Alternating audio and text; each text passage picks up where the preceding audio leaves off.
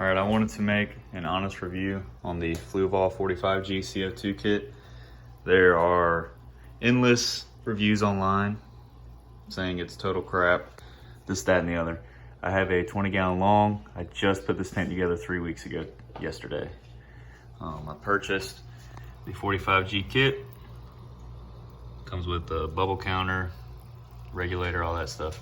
I think the main issue I noticed people having is they don't know how to crack the valve properly on the CO2 kit, and they just go shoot wide open, and they complain that it blows the diffuser off, this, that, and the other. Don't be an idiot. When you open the line, open it slowly in small increments until your bubbles start coming out your counter. Get it down to your preferred amount of bubbles per second and go from there. Like I said, I've had it for 3 weeks.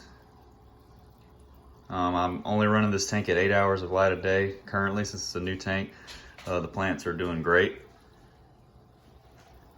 Also, this was at around 1500 there when I first started 3 weeks ago, and I've still got almost half of the cartridge left, which is more than I expected. I expected these things to get used up within 2 weeks, but here I am on the 3rd week, still have a pretty good amount left.